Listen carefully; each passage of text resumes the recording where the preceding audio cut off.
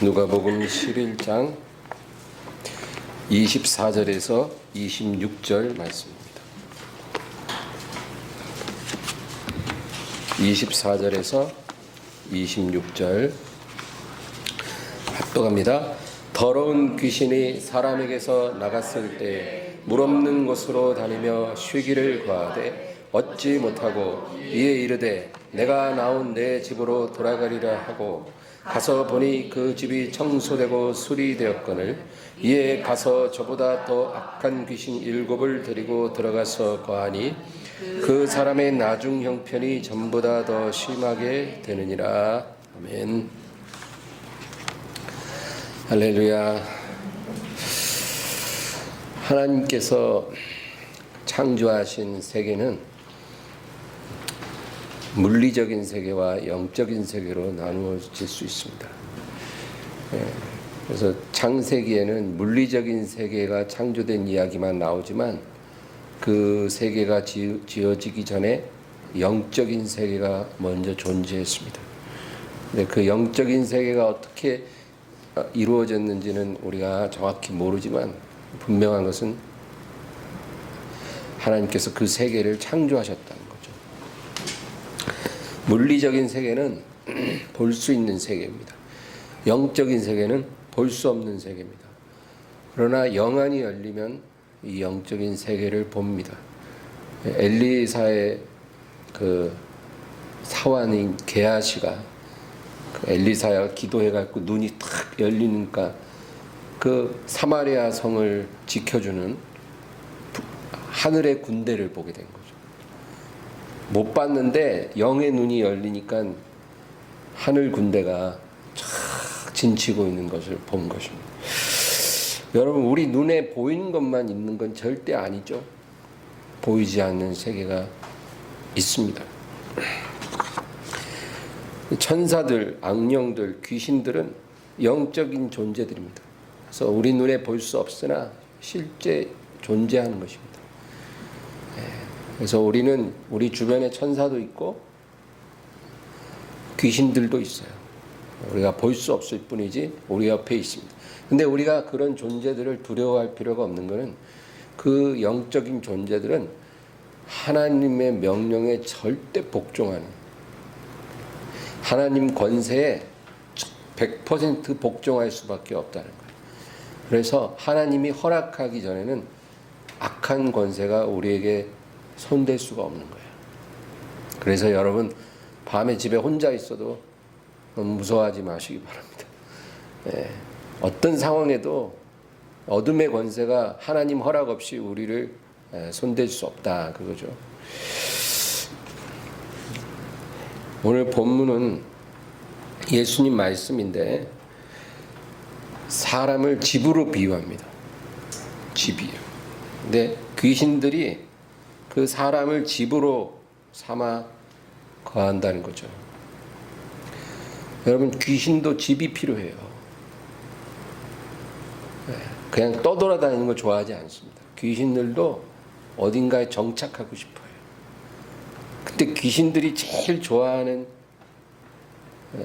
거처가 사람이라는 거예요. 그래서 사람을 집삼아 귀신들이 거한다는 거예요. 그러니까 계약서도 없고 임대료도 안 내면서 귀신들이 자기 마음에 드는 사람한테 가서 거하는 거예요. 허락도 받지 않고. 근데 무슨 이유로 그 귀신이 거기서 쫓겨났다는 거예요. 쫓겨나서 이제 새로운 집을 찾아서 다니다가 적당한 곳이 없는 거예요.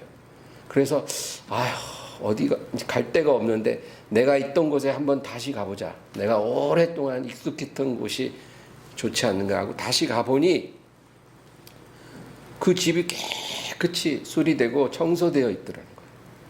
그래서 이야, 이게 웬 떡이냐 그러고 자기만 거하기는 아까워서 자기보다 더 악한 귀신 7을 데리고 가서 그 집에 거하니 그 사람의 나중 형편이 전보다 더 심하게 되느니라. 이 말씀이 포인트예요. 그 사람의 나중 형편이 전보다 더 심하게 되느니라. 귀신이 있었다가 나갔는데 다시 돌아오면 그 나중의 상황이 전보다 더 처참하게 된다는 거죠. 예수님이 이 비유를 우리에게 해주신 것은 중요한 의미가 있습니다. 첫째로 귀신은 사람을 거처로 삼기를 좋아한다는 거고, 그 다음에는 쫓겨나갔다가 다시 돌아올 가능성이 굉장히 높다는 거예요. 귀신이 사람에게 붙었다가 나가잖아요. 그러면 다시 안 오는 게 아니라 다시 돌아올 가능성이 굉장히 높다. 그리고 다시 오면 동료들까지 데리고 와서 전보다 더 심한 상황을 가져온다는 거죠.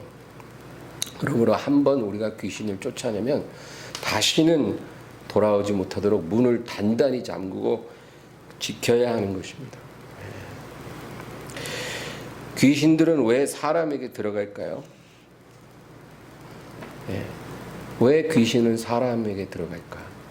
여러분, 집에 쓰레기통 있잖아요. 쓰레기통이 있으면 그 쓰레기통 주위에 꼭 날파리들이 있어요. 다른 데는 없는데 그 쓰레기통 주변에 날파리들이 생깁니다. 왜냐하면 파리들이 그 냄새를 좋아하는 거거든요. 파리들이 좋아하는 냄새가 거기서 나는 거예요. 그러니까 그 쓰레기통에 날파리가 꼬이는 거예요. 냄새 맡고. 귀신도 좋아하는 냄새가 있다는 거예요. 그래서 자기들이 좋아하는 냄새가 나는 곳에 귀신들도 꼬이는 거예요. 똑같은 원리예요. 물리적인 세계의 원리나 영적 세계의 원리는 항상 같아요. 귀신들이 좋아하는 냄새를 풍기면 그곳에 귀신들이 꼬여요. 그냥 우연히 귀신이 오는 게 아니라는 거죠. 예레미야 17장 9절에 만물보다 거짓되고 심히 부패한 것은 마음이라. 성경은 우리에게 만물보다 심히 거짓되고 부패한 것이 사람 마음이라는 거예요.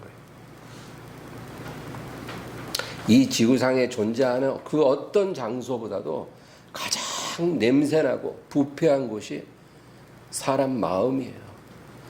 여러분, 하수처리장 근처에 가면 냄새 코를 찔러요. 그쵸? 그 자유로 타고 가다 보면 항상 그 냄새 엄청 나는 데 있잖아요. 거기 근처에 하수처리장 있고 뭐 그렇다잖아요. 하수처리장, 쓰레기 매립지 이런 데는 냄새 말도 못해요. 뭐 거기에 거하는 뭐 쥐떼, 파리 뭐 말도 못해요. 그런 곳보다 더 더러운 곳이, 더 부패하고 냄새 나는 곳이 사람 마음이에요. 그러니까 사람 마음이 얼마나 더러운지 상상이 돼요.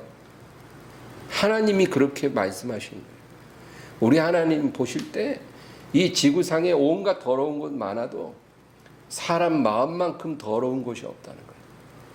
그러니까 영적인 존재의 귀신들도 그 냄새 기가 막히게 맡고 사람 마음이라는 문을 통해서 사람의 안에 들어오는 거예요. 그냥 사람을 좋아하는 게 아니고 귀신들이 좋아할 만큼 충분히 냄새나고 더럽다는 거예요. 그래서 귀신들이 사람에게 많이 붙어 있는 거예요.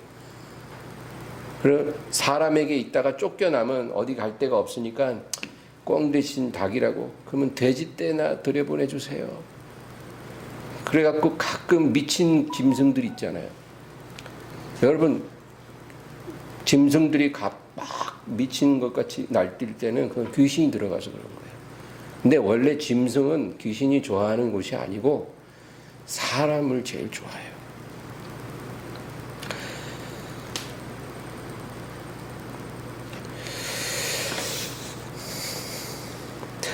여러분, 그래서 더러운 마음을 갖고 사는 사람에게 귀신이 안 꼬이면 그게 기적이에요. 마치 우리가 집에 쓰레기통에 과일 깎아갖고 껍질 그대로 던져놓고 음식물 쓰레기 그대로 쓰레기통에 던져놓고 한 이틀 지나서 딱 봤는데 날파리가 한 마리도 안 보여. 그럼 그게 기적이에요, 여러분. 그럴 리가 없었거든요. 더러운 마음을 씻지 않고 사는 사람에게 귀신이 안 붙어 있으면 그게 기적이에요. 그러면 귀신이 안 붙은 사람이 어디 있을까요? 드물어요. 그게 영적 진실이에요. 우리 눈에 보이지 않기 때문에 우리가 그냥 태연하게 사는 것뿐이지, 우리의 삶에도 얼마나 많은 귀신들이 붙었다 떨어졌는지 알 수 없어요. 그래서 무릇 지킬 만한 것보다 내 마음을 지키라. 우리 마음이 귀신이 들어오는 통로라는 거예요. 성령님도 우리 마음을 통해 우리 안에 거하시고, 또 귀신들도 우리 마음을 통해 우리 안에 들어옵니다. 그래서 우리 마음의 문을 통해 들어와서 우리 육체 안에 거하는 게 그런 존재들이다, 그거죠. 영적으로 거듭난 사람이라 해도 마음이 더러운 쓰레기통이면 그것을 통해 귀신들이 들어올 수 있어요. 예, 구원받아도 귀신이 들어올 수 있습니다. 그래서 항상 우리 마음을 말씀으로 씻어서 거룩하게 해야 돼요. 말씀을 우리가 매일 묵상하고 말씀을 가까이 해야 하는 이유가, 말씀은 우리가 얼마나 더러운지를 비춰주거든요. 빛이에요. 그래서 우리 마음의 쓰레기통에 얼마나 많은 더러운 것들이 있고 냄새가 나는지를 알게 해주는 게 말씀이에요. 그래서 말씀으로 깨끗함을 받아야 돼요. 그럼 귀신은 어떤 방식으로 우리에게 들어올까요? 두 가지 유형이 있죠. 하나는 점령하는 것이고 하나는 억압하는 거예요. 우리 오늘 제가 말씀드린 거는 모든 성도가 꼭 알아야 될 것만 제가 말씀드린 거예요. 귀신은 두 가지 유형으로 우리에게 들어오는데, 하나는 우리에게 들어와 우리를 점령하는 것이고 하나는 우리를 억압하는 거예요. 근데 이 점령하는 거는 다른 말로 귀신 들렸다, 귀신에 사로잡혔다, 그렇게 말을 합니다. 그래서 여러분, 귀신에게 점령당하면 두 가지 형태로 또 나타나는데, 우리의 인격을 완전히 빼앗길 수 있고, 아니면 인격적으로 우리가 귀신에게 복종할 수 있어요. 네. 인격적으로 우리가 완전히 귀신에게 우리의 인격을 빼앗겨 버리는 거예요. 그런 경우가 제일 심한 경우예요. 그러니까 마치 여러분 중증 치매 환자 보면, 제가 장애인 대교구에서 사역을 하면서 그런 치매 환자도 많이 봤는데, 그런 사람들은 자기가 치매 걸렸는지 몰라요. 분명히 그 사람인데 다른 사람이 돼 있어요. 그래서 딸 보고 엄마 이러고, 그런 식으로 귀신이 그 사람의 인격을 완전히 빼앗는 경우가 있다는 거죠. 여러분, 하나님은 절대로 이런 일을 행하지 않으셔요. 하나님은 사람의 인격을 빼앗는 일이 없어요. 우리에게 항상 자유를 주고, 우리의 인격을 가지고 하나님께 복종할 수도 있고 불복종할 수도 있는 거지, 우리의 인격을 완전히 빼앗지 않아요. 하나님. 그 마귀나 이런 짓을 하는 거예요. 그래서 이렇게 돼버리면 그냥 완전히 다른 사람이 되는 거예요. 목소리도 막 다른 목소리가 나오고 완전히 다른 사람이에요. 그 사람 자기가 완전히 사로잡혔다는 걸 모르는 거죠. 이런 거는 아주 드문 케이스예요. 제가 이런 케이스 몇 번 만났어요. 근데 이런 케이스는 오히려 쫓아내기가 쉬워요. 오히려 강하게 우리가 축사를 하면 그런 귀신은 나가요. 그리고 또 한 케이스는 인격적으로 귀신에게 복종하는 케이스예요. 그러니까 자기 안에 귀신이 들어와 있는지를 알아요, 이 사람이. 그런데 자기 안에 들어와 있는 그 존재에게 자기가 복종하는 거예요. 의지적으로. 그래서 거부하지 않는다는 거예요. 이런 사람들도 종종 만나면, 이런 상황에 처한 자녀를 데리고 오살리 기도원 같은데 데리고 오는 부모들이 종종 있어요. 그러면 그 사람은 자기 안에 귀신이 있는 걸 아는데 자기는 그 존재가 좋다는 거예요. 그러면 그 부모는 목사님 제발 내 아들을 좀 구해주세요. 그렇게 말을 해도 제가 해줄 게 없어요. 그거 억지로 축사해 봐야 일주일 뒤에 또 똑같아져요. 왜냐하면 그 사람이 인격적으로 귀신을 거부해야 되는데 좋아하거든. 내보낼 마음이 없으니까 아무리 축사를 해서 귀신이 잠깐 나간 것 같아도 며칠 뒤에 다시 들어와요. 문을 활짝 열어놓고 있는데 안 들어올 이유가 없죠.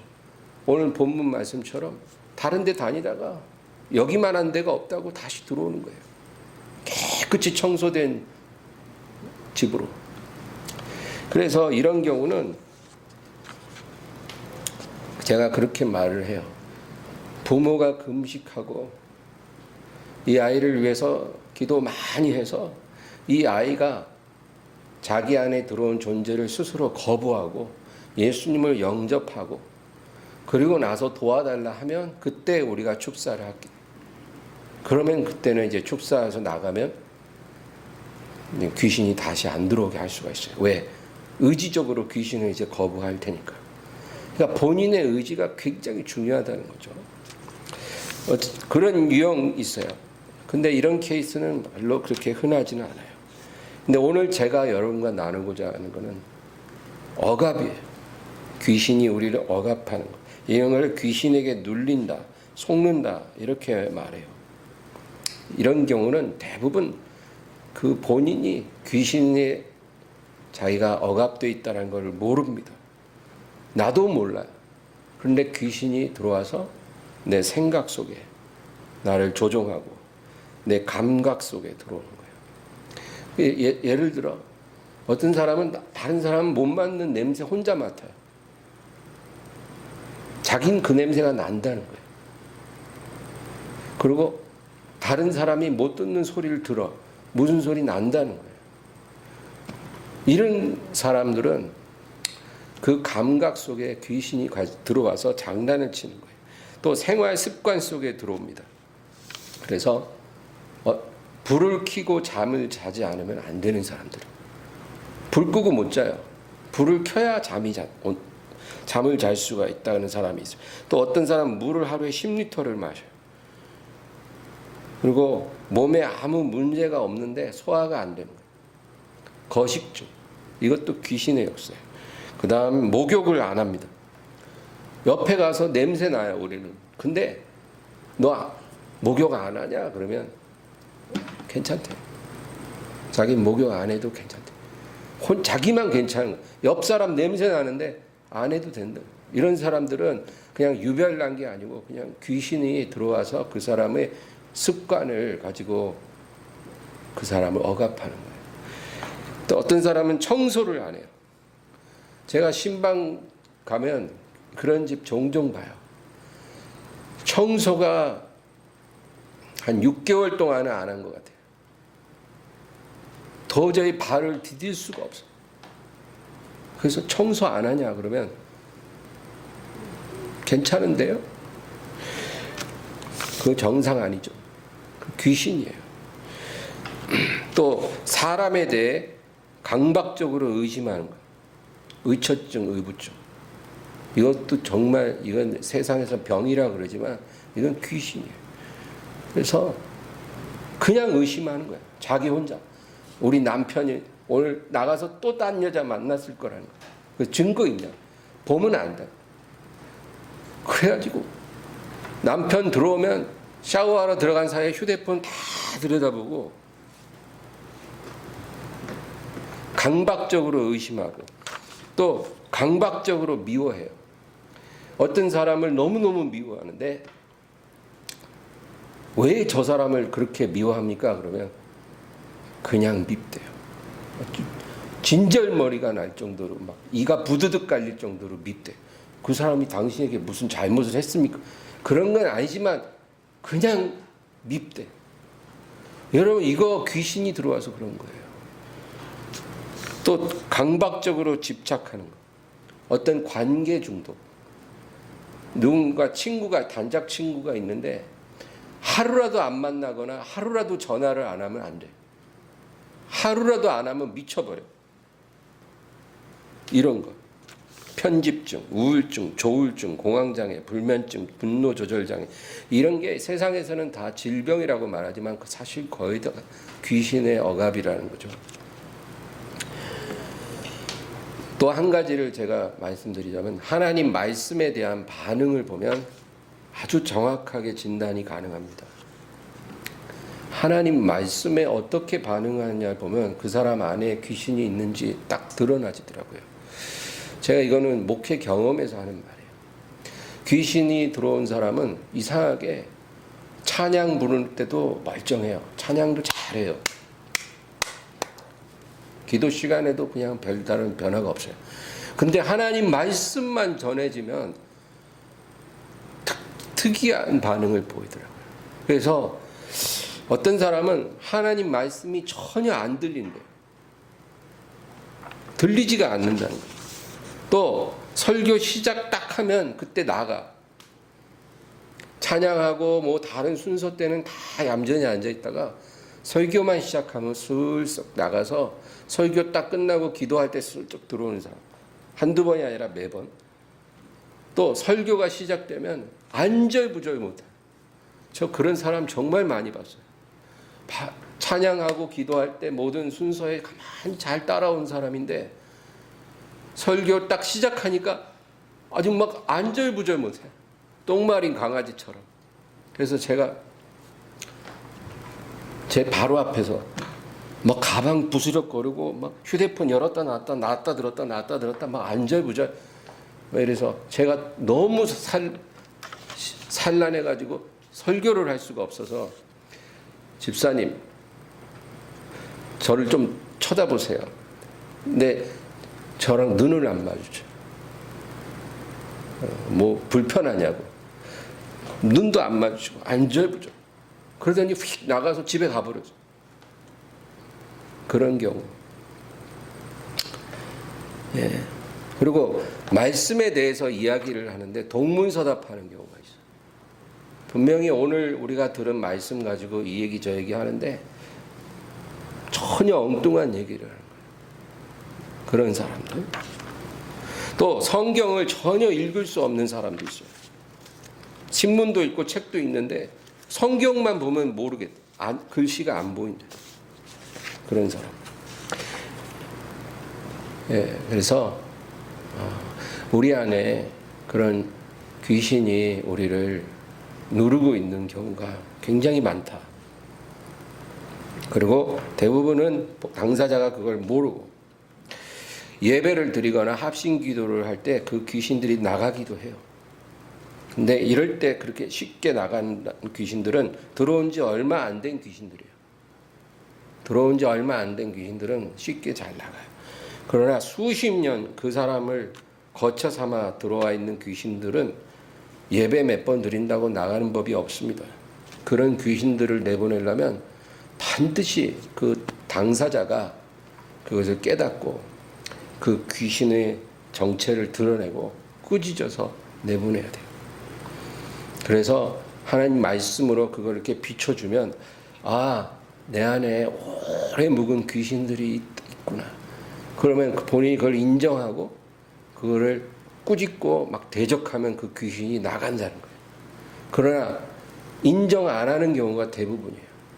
그런 말을 해주면 기분 나빠하고, 나는 이제까지 아무 일 없이 신앙생활 잘하고 잘 지내왔는데 왜 그런 말을 하십니까? 기분이 불쾌합니다. 이렇게 반응하면 결국은 그 귀신은 안도의 한숨을 후 쉬겠죠. 그러므로 우리가 모든 귀신으로부터 자유할 수 있으나 아닐 수도 있다라는 것을 항상 기억해야 돼요. 그리고 그런 부분이 있다고 느껴지면 우리가 첫째로 회개해야 돼요. 회개만이 그 귀신을 무력화시킬 수 있는 길이에요. 우리가 집안에 냄새나는 쓰레기통을 방치하면 파리가 꼬일 수밖에 없는 것처럼 그 귀신이 들어올 수 있도록 내 마음에 부패한 부분이 있었다는 거예요. 그게 무엇인지 깨닫고 그 부분을 철저히 회개해야 돼요. 내 마음에 부패한 부분, 냄새나는 부분, 그거를 하나님 앞에 회개해야 돼요. 그거를 치워야 돼요. 그러면 귀신들이 있을 곳이 없다, 그 얘기입니다. 여러분, 이 얘기는 구원의 문제가 아니고 열매의 문제예요. 우리가 예수님 안에서 구원받은 것은 분명해요. 귀신에게 눌린다고 해서 그 사람이 구원을 잃어버리는 것도 아니에요. 우리가 그 귀신의 문제를 다 해결하지 못하고 하나님의 부름을 받을 수도 있어요. 그러나 이것이 중요한 것은 열매의 문제이기 때문에 이게 해결이 안 되면 열매를 못 맺어요. 우리가 구원은 받아도 열매는 못 맺어요. 그래서 이 부분을 해결해야만 하는 거예요. 이 귀신들이 떠나면 우리가 열매 맺는 사람이 될 수 있다, 그 얘기입니다. 정말 우리가 이 문제 해결 못하면 하나님이 우리에게 계획하신 그 모든 선한 일들의 10%밖에 이루지 못하고 주님 앞에 가게 될 것입니다. 여러분, 내가 깨끗해져야 우리 자녀들도 깨끗해져요. 내가 귀신으로부터 자유한 사람이 돼야 우리 자녀들도 그 귀신으로부터 자유해질 수 있어요. 그러므로 회개를 하고 나서 우리의 집이 깨끗이 수리되고 청소가 되면 그걸 비워놓으면 안 돼요. 비워놓으면 떠나가는 것들이 또 와요. 그러니까 그 청소되고 수리된 자리에 하나님 말씀으로 채워야 돼요. 진리의 빛으로 환하게 밝혀야 돼요. 그리고 보혈로 소독해야 돼요. 그래서 다시는 파리들이 꼬이지 않도록 깨끗한 마음을 우리가 만들어 가야 된다는 거예요. 그러면 하나님께서 우리를 쓰실 수 있어요. 내가 생각할 수 없었던 일들을 하나님이 이루어 가실 수 있습니다. 우리는 하나님 말씀을 듣기만 해서는 안 되고 반드시 듣고 순종해야 합니다. 마지막으로 우리 야고보서 1장 한번 찾아보고 마치려고 합니다. 야고보서 1장을 보겠습니다. 야고보서 1장 21절에서 25절 21절에서 25절 다 같이 읽습니다. 그러므로 모든 더러운 것과 넘치는 악을 내버리고 너희 영혼을 능히 구원할 바 마음에 심어진 말씀을 온유함으로 받으라. 너희는 말씀을 행하는 자가 되고 듣기만 하여 자신을 속이는 자가 되지 말라. 누구든지 말씀을 듣고 행하지 아니하면 그는 거울로 자기의 생긴 얼굴을 보는 사람과 같아서 제 자신을 보고 가서 그 모습이 어떠했는지를 곧 잊어버리거니와 자유롭게 하는 온전한 율법을 들여다보고 있는 자는 듣고 잊어버리는 자가 아니요 실천하는 자니 이 사람은 그 행하는 일에 복을 받으리라. 아멘. 21절이 참 중요합니다. 21절 보면 그러므로 모든 더러운 것과 넘치는 악을 내버리고, 여러분, 모든 더러운 것과 넘치는 악을 내버리라. 이게 뭘까요? 오늘 제가 얘기한 것처럼 우리 마음에 냄새나는 쓰레기통을 치워버리라. 귀신들이 꼬이는 만물보다 심히 거짓되고 부패한 우리 마음의 쓰레기통을 치워버리라. 모든 더러운 것과 넘치는 악을 내버리고 너희 영혼을 능히 구원할 바 마음에 심어진 말씀을 온유함으로 받으라. 심어졌거든요. 우리는 말씀을 듣잖아요. 읽잖아요.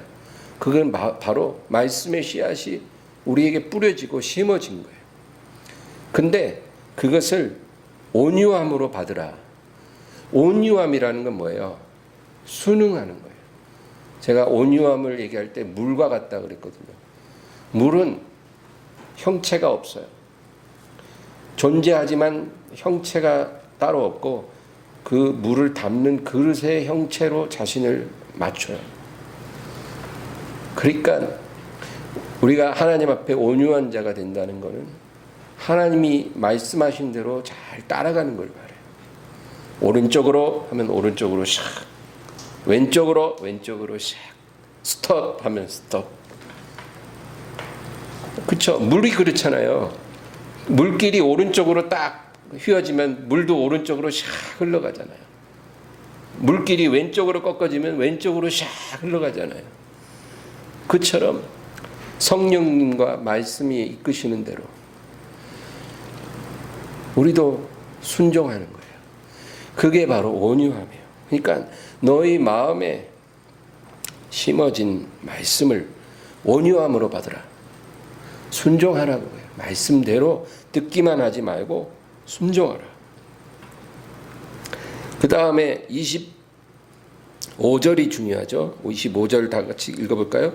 자유롭게 하는 온전한 율법을 들여다보고 있는 자는 듣고 잊어버리는 자가 아니요 실천하는 자니 이 사람은 그 행하는 일에 복을 받으리라.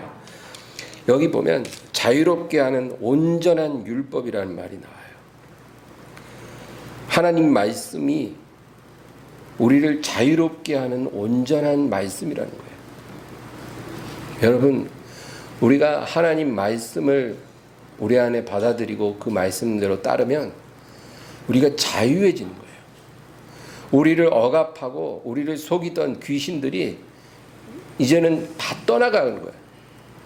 우리가 말씀에 순종을 안 하고 부패한 마음을 가지고 사니까 귀신들이 꼬이지만 우리가 말씀을 받고 그것을 순종하기 시작하면 그 말씀을 내 하루하루 시간 속에 적용하기 시작하면 그 오랜 세월 우리 안에 우리를 속이고 머물던 그 귀신들이 이제 하나씩 떠나요.